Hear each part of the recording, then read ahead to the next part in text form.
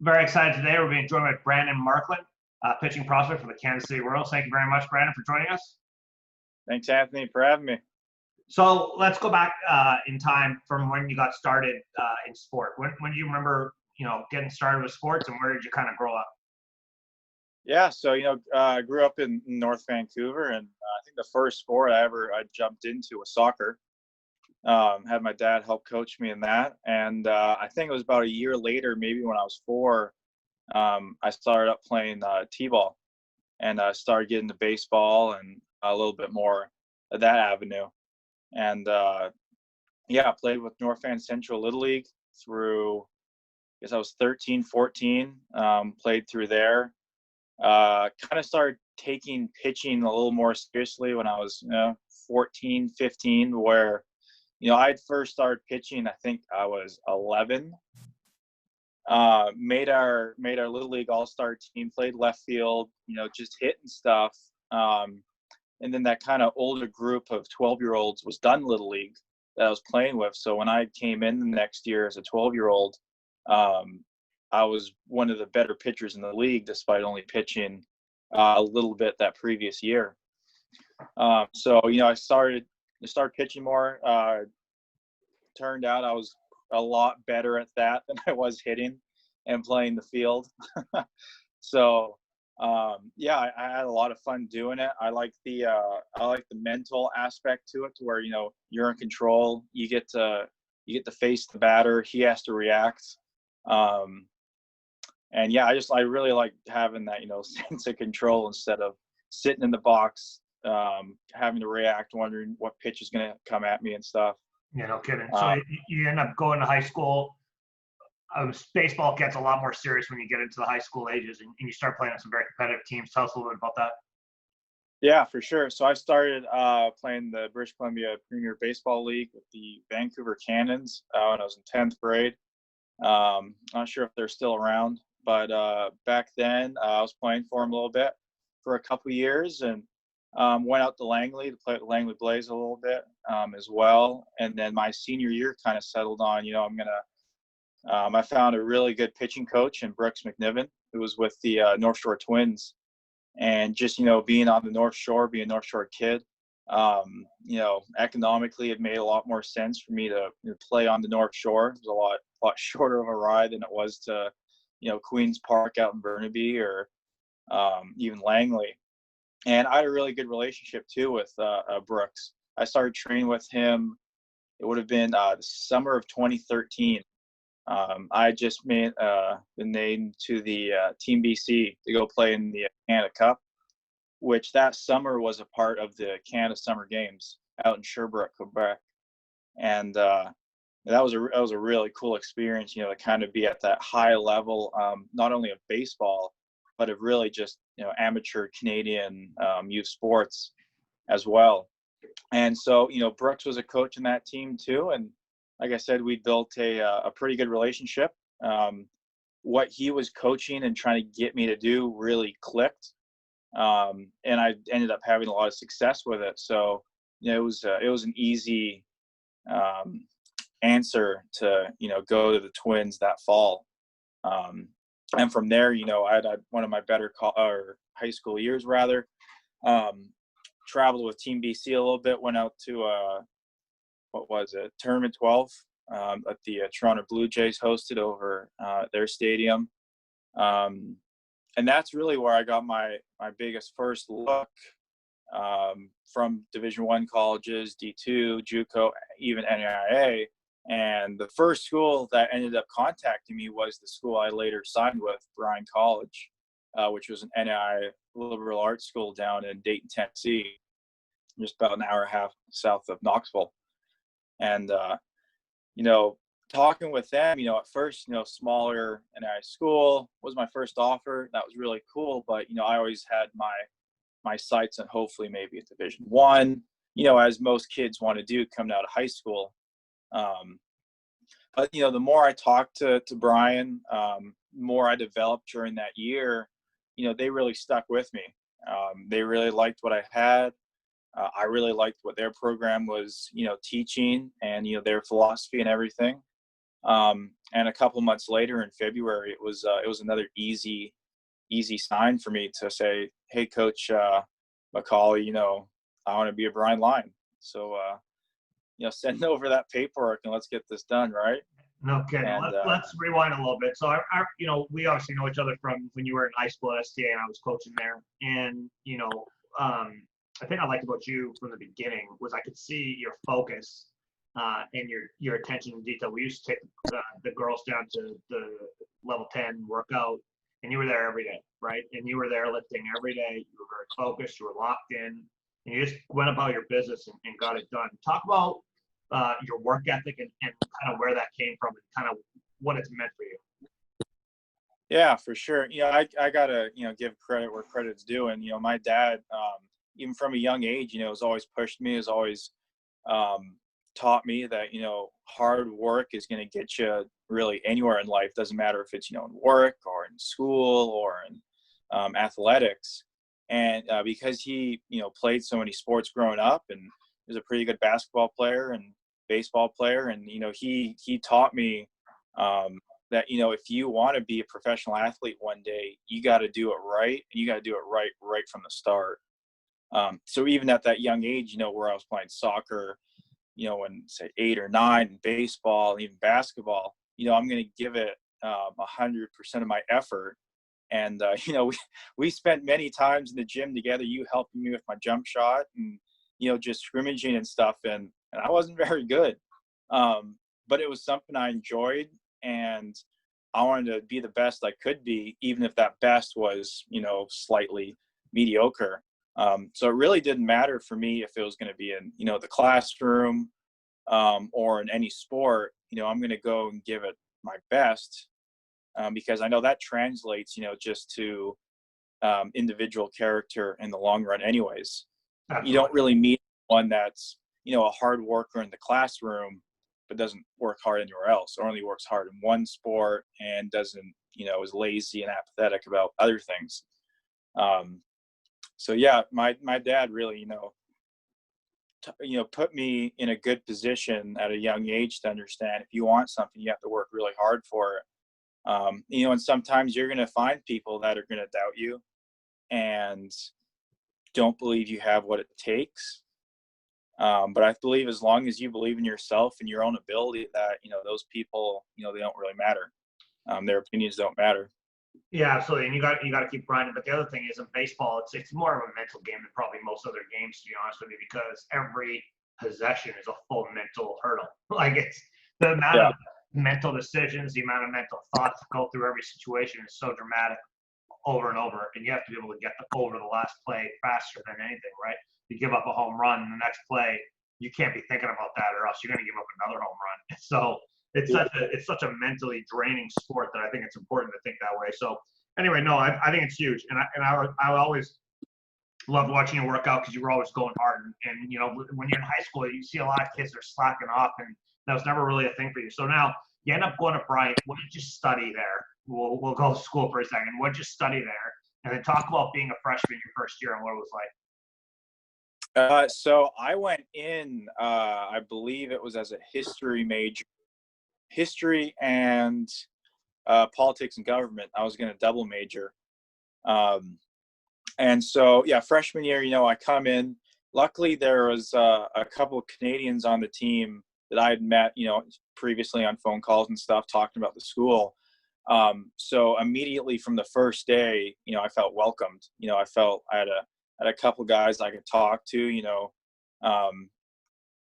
Tennessee is vastly different from our culture in Vancouver and just British Columbia in general, right? So it was a little bit of a culture shock going down there to where there's some different priorities in life and things run a little bit differently. But I had a couple role models that I could look at and turn to for advice. Could kind of walk me through the steps of, hey, this is what I did when I first got down here. This is the little experiences we had and stuff. And not to mention, the coaching staff, was really welcoming, open arms kind of thing. If you ever have any questions, the office is right open. And it was interesting. I had a Canadian roommate too, my freshman year. Both freshmen, we came in, and one of the first questions I got, or we got rather, was, "So you guys know each other before, you got here?" And I said, "Well, all right." So I pulled up a map. I said, "This is Vancouver. All the way over here is Windsor, Ontario." Yeah. I've had to So, explain that to a few people myself. Yeah. No, they don't get it. yeah. I'm like, yeah, we didn't exactly know each other before, but I mean, you couldn't tell. We clicked right away, and I think that's a typical trait about Canadians too, over in different countries, where we're pretty easygoing people and we can click really easily. So yeah, having that kind of Canadian presence, I think, helped a lot, and that was really cool. Yeah, But definitely a culture shock going to the South for sure. But you know what? It's a fun place. I love it down there. Now talk about on the field. So on the field, as a freshman, all the way through your university career to the end of it, give me a rundown of how that went and kind of the challenges and the successes you had. So going, say, from high school, to college, especially as a freshman, you're usually at the top of the pack in high school when you first graduate, and you got this offer to school, and they want you there and stuff, and you kind of go into thinking, I'm gonna get my innings, I'm gonna do well, I trust my ability and stuff. So the first year comes, and I might have been a little timid, a little nervous, new area, right? And it didn't exactly perform the way I wanted to. And so, that summer I kind of looked back and I said, hey, I didn't really get a ton of innings in, right? So I need to make up for what in-game development I didn't have. So later that summer, I played with just a men's league out in Langley. And, they gave me the ball every 5 days, and I threw a ton. I got to really work out some things in my mechanics and get better. And that was kind of my mindset, to where, the first couple of years, I was really, really working on, my development, my skill set, my pitches. If I'm not going to pitch a lot my first couple of years, I'm going to have some stuff that's, really nasty by the time I do pitch. Excuse me, by my junior and senior years. And, I got told to, like, hey, we want you to pitch more. So, maybe don't throw that slider as hard, or, maybe don't worry about throwing that fastball as hard and stuff. And just worry more about control. And as important as I do believe control is, I had that mindset to where I want to really work on, having some plus pitches that potentially could bring me to pro ball. And so, the first couple of years were a little not shaky, but, I wasn't in the zone as much. I had some really good stuff, but it really came into a focus of honing that stuff in.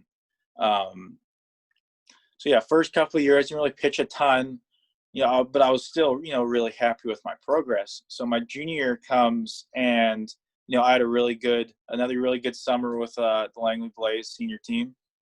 And, I came out and earned a role as our second starter my junior year. And, my velo was up a little bit. I had some good pitches. My slider was really good. I was working like a decent changeup too at the time. I felt really confident that, I can really start making a case for myself, potentially for either the draft that year or even my senior year. And, I had some success as a starter, which I had been, most of my high school career rather. And, it was going well, but, I wasn't getting the exact, results that I thought I should have been getting. I was giving up some bloop hits and stuff. It was getting a little frustrating. So kind of near the end of the year, I would, instead of throwing a mid-start bullpen in the bullpen during practice, I talked to my coaches and said, hey, what do you think if I can get an inning in this midweek game? All right, so I'm throwing every Saturday. I said, how about that Wednesday or that Tuesday, I just get an inning in a game against a non-conference opponent. And so they agreed. And, something seemed to just click, a little bit differently coming out of that bullpen. my mentality was, hey, you got, 1 inning that you can really push yourself here. Go hard, give it all you got, and get those 3 outs. And my success kind of, started going vertical as compared to being a starter. And for whatever reason, I always had that mindset where I'm going to work as hard as I can in this game. Didn't matter if I was going 1 inning, 6, 7, 8, or 9. That mentality stayed the same. But for whatever reason, subconsciously, when I got out in the mound as a reliever for just that 1 or 2 innings, my fastball had a little bit more life. My slider had a little more bite. Guys were having a lot more bad swings. And, I started thinking like, hey, you got some really good stuff here. You're getting guys out. You're not giving up hits. You're not giving up runs. You're not walking anyone. Hey, take that into your next start. And I started to a little bit. And as a starter, I think my numbers got a little bit better as well. But I continued to kind of do that midweek relief appearance.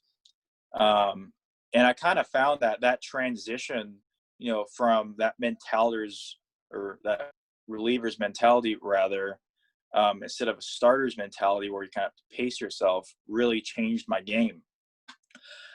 So I go into, my senior year. I obviously didn't get drafted. Fair enough.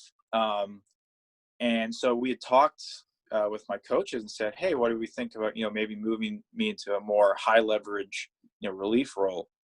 And they were all on board. We had some really good starters come in as some transfers, and we thought it was a good idea. So that fall, I kind of worked that late inning reliever, the closer type, and I was blowing the ball by guys, and I wasn't giving up any hit, and it was almost, night and day to how I was a starter. So for whatever reason, that midpoint in my junior year, something really clicked that I kind of give credit to changing, my career forever so far. And so, I have a really good senior year. And as a closer, did really well. And I was putting up some really good numbers. And, I was, getting some interest from scouts. They've been contacting our coaches. Things were looking good. And, the end of the year, so we had a couple injuries to some starting pitching. And they said, hey, Brandon, we need you, to start some games again. And I said, let's do it. Nothing's going to change. I'm going to have that same mentality. And I was doing well as a starter. Was getting kind of tired by the 4th, 5th inning. But I'd always looked at that as, hey, if you're getting tired by the 4th or 5th, you need to, get a little bit more conditioning in the midweek, all right, so that you can go those 5, 6, 7 innings, as hard as you can. So we kept going, we kept throwing as a starter, had some success. We ended up not winning conference tournament, but we had an at-large bid to a regional where we were the number 1 seed, and, things were looking really good for us. Unfortunately, lost game 1, so I was starting an elimination game the next day, and, I threw a ton of pitches. I think I went almost 7 innings, 150 pitches, and, Oh, wow. Yeah, and at no point was I thinking, oh my God, I'm throwing a lot of pitches right now. I'd always taken good care of my arm, and, never really had any arm injuries too. So my arm wasn't good enough shape for it. But yeah, that kind of transition to started a reliever, even going back to a starter after, for everything, stayed the same, and it really clicked. Just for whatever reason, that subconscious mentality of, we're going to get every pitch counts, every batter counts, every inning counts, go as hard as you can, and you let the pitching coach decide when to pull you, kind of thing. I think mentality is huge. I think the other thing from doing these interviews I found is people's journeys are all random. Like it's never a straight line to your goal, very rarely, and you got to have to take a different path. So you finish your university career. What happens next? Yeah, so I had signed that summer to go play in the Coastal Plains League, which is a wood bat. I think was it wood? That might not have been. Might have been metal, but it was a summer league down the Coastal Plains area, North, South Carolina, Georgia, that kind of area. And so I played with Morehead City that summer. And so we're a couple of weeks, before the draft. I get there, I'm throwing, and we have a pretty good team. It's going to be a fun summer. Hopefully I'm getting drafted though, in a couple of weeks. I won't be here anymore. So the draft comes, I'm on my phone. I'm just scrolling, just, refreshing the whole 3 days. Could have been on a couple of boards. There was some interest, so it wasn't a complete, hope and a prayer. But, the rounds came and they went and didn't get picked. And, it was disappointing, right? But, I had known from what I had shown through the past year and a bit that, I had some really good stuff. And, I had the potential to play pro ball. So I thought, hey, we're just going to keep working, right? We're going to aim for that free agent deal. We're going to keep getting better.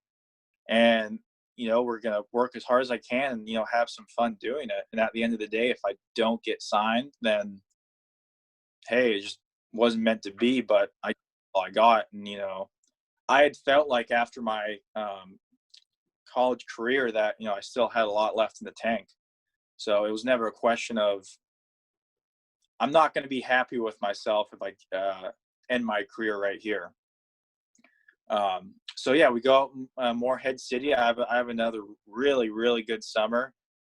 Was one of our main guys out of the pen, basically throwing every game and, doing really well. We ended up winning that league that summer, which was also a ton of fun.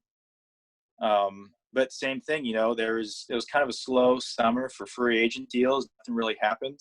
But by the end of that summer, I'd seen like, hey, you just put up even better numbers than you did in college, and you're facing, big Division I school guys from the SEC, the ACC, and all these big time, Division I's, and you're doing really well. Like, hey, you can play with these guys that are probably going to get drafted in a couple of years. I remember one kid from he played at the University of Cincinnati. I can't remember his name. But he was a really good hitter, and he just got drafted this draft. And I remember seeing him on TV, like, holy crap, that was a guy I faced, and that was really cool. But so I was like, I think I still deserve a shot at this thing, even though we're end of the summer, end of 2018 summer, nothing's really happening.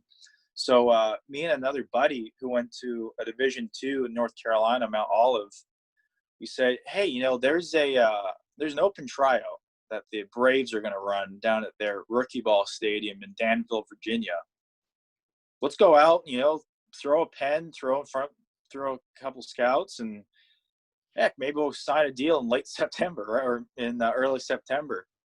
And so we go out there, and there were guys that range from middle-aged men to 15-year-old kids that are out here, in this open tryout setting. And, me and my buddy, we do really well. And, the scout tells us, hey, stick around after when everyone leaves. So me and my buddy are going, hey, we might have just done it. We might have, we might be getting signed here. So the scout comes up to us and says, guys, you both clearly deserve a shot at pro ball. But, given the time, it's early September, season ends in a couple weeks. I don't want to sign you.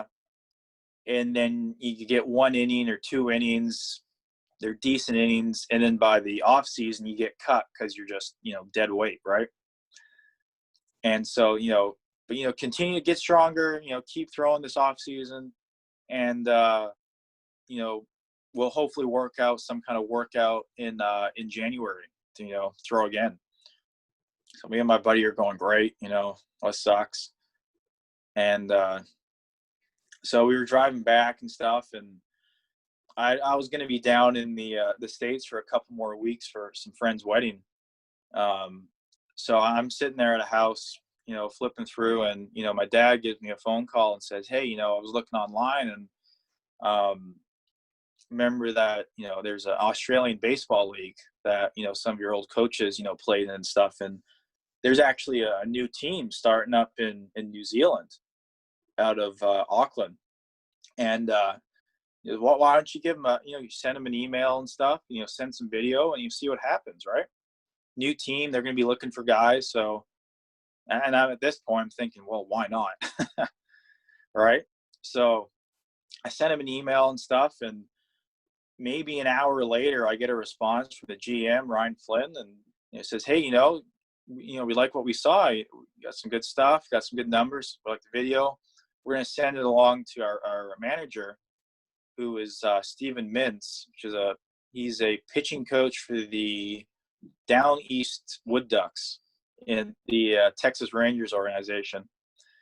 And we'll maybe give you a call after that." And I said, "Oh, that's awesome. That's all I want. So just a chance."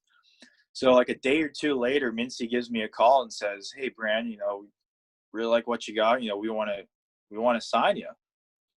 And so, within like a 2-3 day span, all of a sudden I got this winter ball gig out in Auckland, and another opportunity to try and get signed. And like I said, at that point, that's all I was asking for, just a chance to throw in front of someone to prove that, hey, I know I can, play professional baseball. So about 6 weeks later, I hop on a plane and I fly myself down to Auckland, and what was it, I think it was a 14-hour flight. I get in about 7 a.m. and I get a phone call saying, "Hey, I'm going to pick you up. We're going to take you to our stadium, and we're going to get you to do an interview on their national television." And I'm like, "Well, I've slept 3 hours. Give me a coffee. Let's do it." So I get down there and I do the interview, and it's great. Welcome me with open arms, and instantly clicked with all those guys down there. There's a lot of Kiwis that that played baseball either over in the States or ex-professionally, and they were starting up this team, and they welcomed me just like I was another Kiwi. I was the lone Canadian for a little bit with them and stuff, and we had some Taiwanese baseball players that were out there. We had some Japanese players from the Chiba Lot Marines, I believe. And it was a super cool experience to play for New Zealand's first professional baseball team. Well, I think it's a testament to your ability to deal with some adversity and not get what you want, and then keep battling. So you play there for a year. What happens next? Yeah, so I'm playing there. Nothing's really turned out. I'm talking to my agent back here in the U.S., and he's got some workouts set up for me. So I'm going to fly home probably week 9 or after week 9. I was going to fly home from Sydney to Auckland to Vancouver, spend a day, fly down to Atlanta, and throw in front of about, I think it was 13 or 14 different teams. So I had some pretty good numbers as a young kid in the ABL.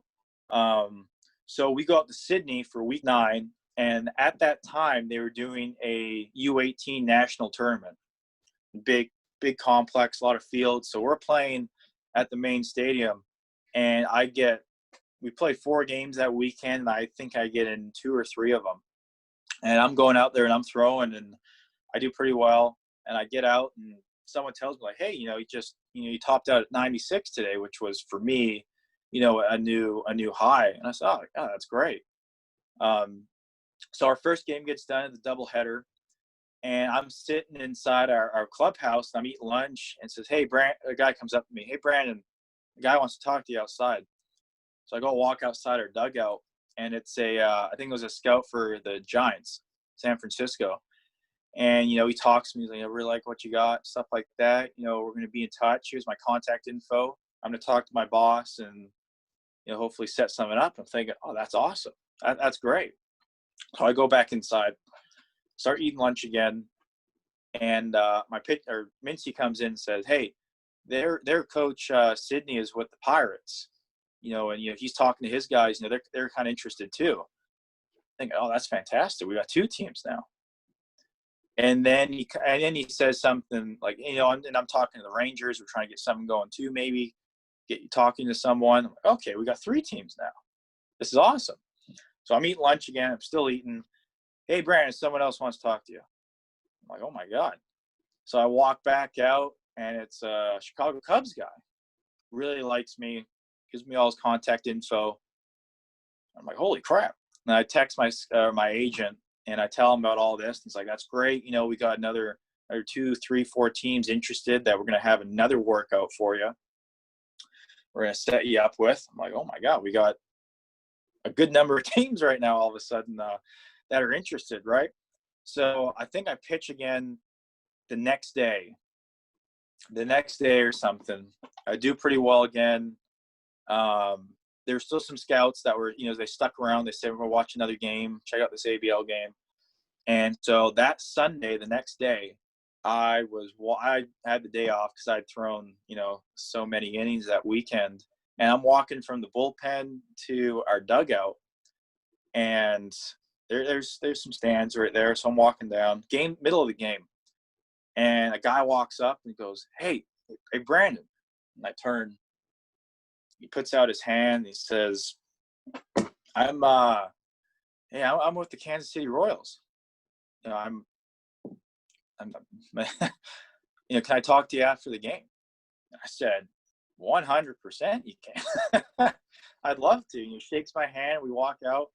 And so I'm all excited. I'm like, you know, I'm wondering what, you know, what he's going to say to me. And so game finishes. We pack up all our stuff.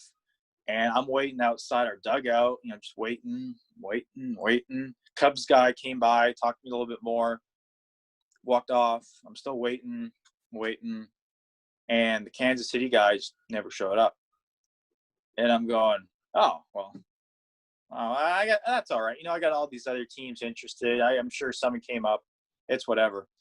So that night, I got a flight to Auckland because I'm flying back home for that the couple of workouts in a couple of days. So I'm talking to, who was it? One of my teammates. And he says, hey, you know, I got a phone call from that Royals scout. He had signed me back when he was with Atlanta. And, you know, he said, he's sorry he missed you. He had to go do something. So, but he's going to give you a phone call. So I'm packing frantically. And so he gives me a ring and says, hey, Brandon, I'm really sorry. You know, I saw the Cubs guy was talking to you, and, you know, I didn't want to, you know, show my hand or anything. So, you know, I thought I'd look through my, you know, contact list and contact Daniel, who I'd signed back in the day, and give you a phone call. So, oh, no, don't worry about it. You can do whatever you want. Don't worry about it. So, you know, gives me a call. He's like, you know, we really like what you got. You know, we're really impressed. You know, I'm going to talk to my coordinator, the Pacific Rim guy, and, you know, he'll give you a call. I said, that sure, great. So I'm packing, and the Pacific Rim guy gives me a call. Hi, Brandon. You know, saw the video, got some numbers on you. I really like what you got. You know, you think you really fit in with the Kansas City. I said, oh, you know, that sounds great. You know, hopefully we can work out, you know, some kind of contract, some kind of deal. He said, oh, yeah, oh, for sure. And I'll give you a call when you get back to Auckland. So I fly from Sydney to Auckland. I get there, and that whole day, an hour wouldn't go by without this guy giving me a call, because he knew other teams were interested, but, you know, he really wanted to, you know, they really wanted me. And I'm talking with him, said, you know, give me a ring when you get back to Vancouver. I said, sounds good, Phil. Will do. So I fly home, and a couple missed calls from Phil asking, you know, you're back home, how you doing? You know, just talked, you know, front office, scouting department really likes you. Give me a call, and we'll hopefully work something out. So I'm actually headed to the bank later on that day to set up a new bank account. And so we get done with that, and I walk outside and I look at my phone, and it says I have a missed phone call from a number in Kansas City. So, okay. And it was a message that was left. And so I go to my messages and I listen to it. And first thing I hear is, hey, Brandon, this is JJ Piccolo, assistant general manager with the Kansas City Royals. I'm talking about, we're really interested in you, and we like what we see, and we want to get you to be a Royal. And if you have any questions, just give me a call and we can talk. And I'm I hang up. I'm thinking, holy crap, I just got called by the assistant GM, right? So that whole day, I'm calling my agent back and forth. He's telling me these other teams are getting in contact with him because they've heard that Kansas City is about to give me an offer. So they're trying to, keep me interested in them. Like, hey, we're going to give you an offer. Don't sign yet.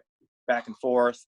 So my agent gives the scouting director of Kansas City a call, and, they work out a deal, and he's on the other line. And my agent gives me a call and says, hey, Bryan, Kansas City's going to offer you this. I think it's a really good fit. They're kind of in a rebuilding stage, and you're going to have a lot of opportunities, and they think that you're going to fit right in.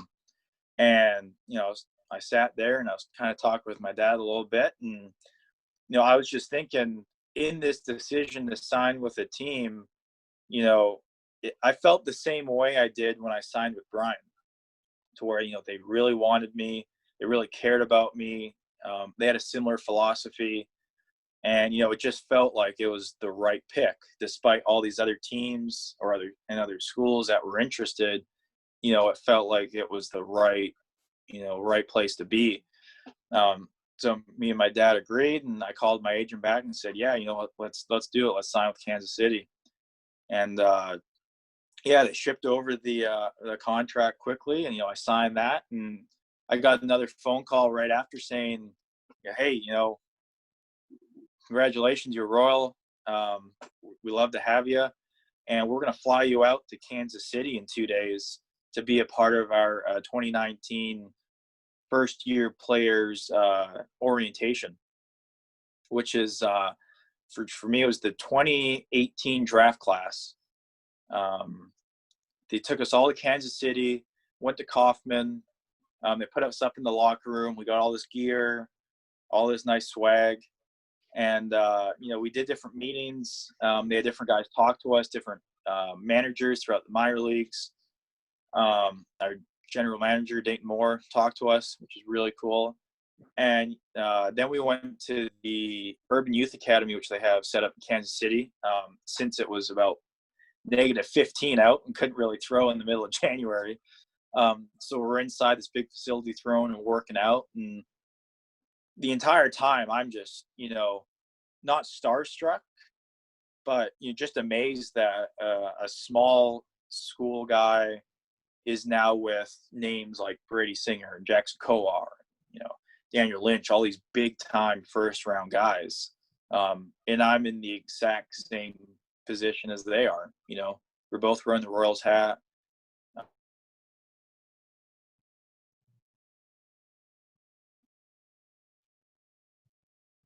Right. So we're both wearing the Royals hat, and, they might have gotten a little bit more money than I did, but, they have a tremendous skill set. They played at some really big Division I schools, and they deserve all that money, and if not more that they're going to earn.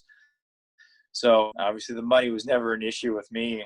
And I'm just thinking, I deserve to be here. I'm right here with them.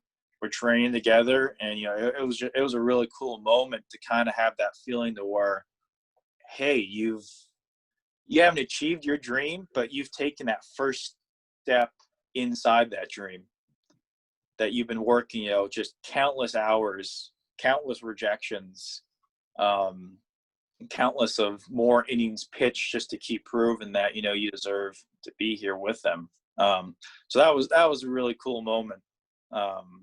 That, I was like, yeah, I've made it.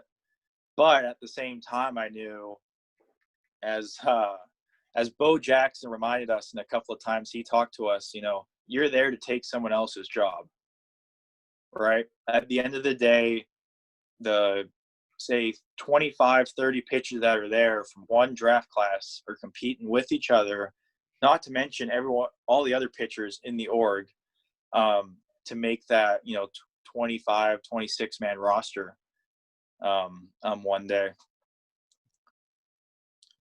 But so we go from Kansas City, we do a week-long orientation, and then we head to Arizona for another week. And, we train outside, we continue our throwing program. We start our first bullpens. We have a great facility out in Surprise, nice stadium, great weight room, and I'm kind of getting my first taste of, this is what, professional ball is going to be like. And we had good facilities at Bryan, but obviously nothing to the professional caliber. And, I had such success in, say, Australia and New Zealand and college to where we kind of had these minimal facilities. And to actually get to this point where I'm in a professional setting, that I'm like, hey, you got all the resources you need to really flourish. So let's take advantage of it.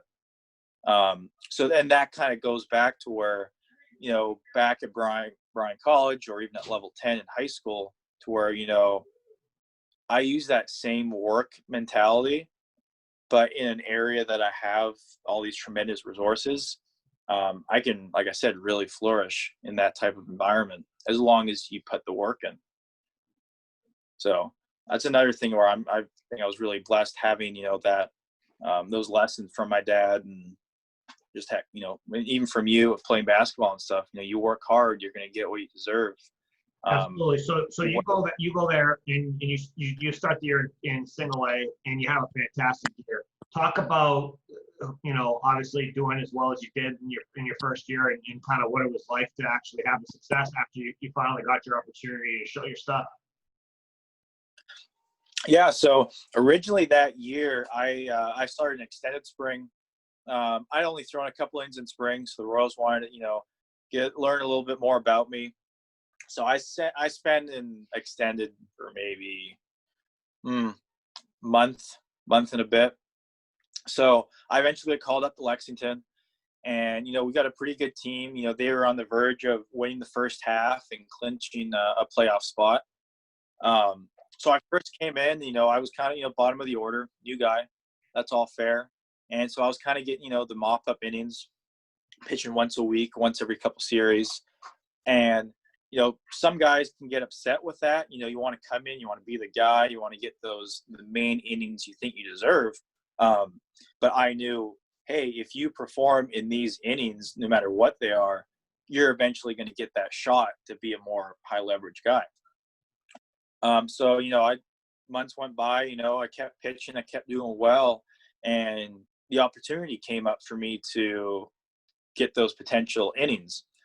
So it was about mid-July, we're in a tight ball game, and we got a couple guys warming up, and coach calls on me, hey, go close the door, right? You're in this closer spot. Go do what you've been doing all year. So I go out, I do well again, and over those next couple of weeks and months, I kind of take that role of closer and really lock that down, for the rest of the season. So we get to, we clinched the first half. We had a lot of guys get called up to the second half, so a little bit of a new team. I had my new role, as it were, continued to do well. And so we get to the playoffs to where we're facing the Augusta Green Jackets, who I think we had played almost 20 times that year, maybe a little bit less. And I think we'd only won like 2 or 3 amounts. So they always did well against us and stuff. But, we had a couple of really good starters that we knew, if we get a couple runs and with our bullpen, we can beat these guys. So we go out and we go to Augusta for the first game, and our starter throws really good. I think he threw solid 8 or 7 one hit, shutout innings. And eventually I get the call, and I come in for 2 innings, and I close the door, and we're up 1 game, and we get day off for travel, and we go back home to play him again. And it was the same thing where I'd be throwing pregame or a couple hours just before batting practice, and our pitching coach would walk around to us and say, hey, how you feeling today? Come up to each one of our pitchers. And I was near the outfield wall, so I was one of the last guys he came and saw. And so he'd talk to my partner, ask how he was, walk in, and just completely skip me. And as he's walking by, he says, "Brandon, you don't have a choice. You're throwing tonight if we're up." And that was kind of the mentality the entire playoff series, to where, if we had a lead, I knew I was pitching. So I think we did 2 against Augusta. We won that series, best 2 out of 3. Then we played Hickory Crawdads, who's with Texas, and they can really hit. We share a facility with them out in Surprise, and we play them every spring, and they thump the baseball, right? So it's going to be a pretty good challenge, good pitching against good hitting, and we play them in 4 games, and I think I pitched in 3 of them. And it was almost back-to-back nights I was throwing 2-3 innings at a time. And, my arm's feeling good, right? And it's the playoffs. Like, you're going to do whatever you can to, keep pitching and keep playing and do what you can for your team. So we get to the final game where it's their elimination game. We're up 2-1. One more win, we win the championship. And so barn burner game, nice and close, started really well. A couple of relievers did really well. And we're tied into I think it was the 7th or 8th. So I come in and throw an inning, do well, keep me in, coach, I'm good. Throw another inning, I'm good, don't take me out. 3rd inning, coach, I'm good, don't take me out. And they're like, all right, you good, Brandon? The most you've gone all year is 3 1/3. I'm like, no, I'm good. I get out for the 4th inning, and I start feeling it a little tired. Take a little bit more pre-workout, and so I go out for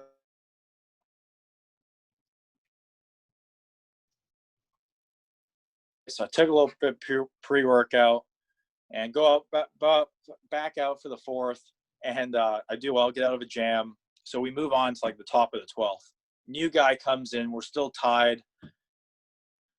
I forget what the score was, but we were still tied. And eventually we get to the bottom of the 13th on Friday the 13th in September.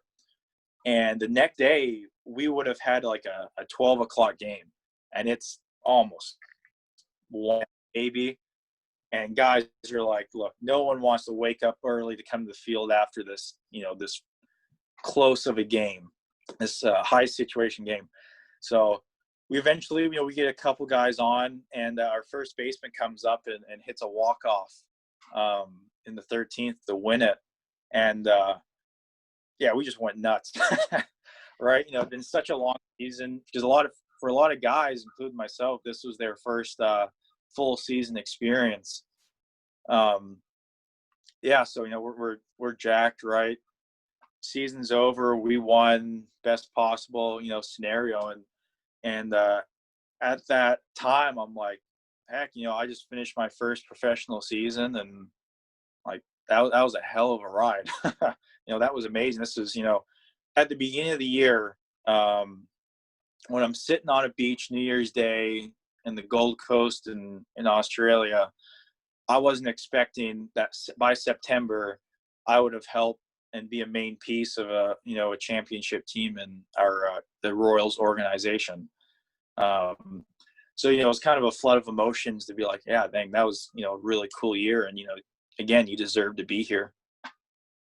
Well, listen, you put in the work, and hopefully the results keep taking care of themselves. We got a baseball season coming up here. You're obviously down there, putting in time, trying to get better, and hoping for an opportunity. And hopefully it comes sooner and later, man, and we'll get to see you on the stage. So thank you so much for joining us today. I think your story's, inspiring for me. I'd like to hear stories like this, because it's a reminder that, you got to keep grinding, and it's never going to come easy, and you got to keep working, and you're evidence of that. Thanks so much for joining us today. I appreciate it. Thanks again for having me.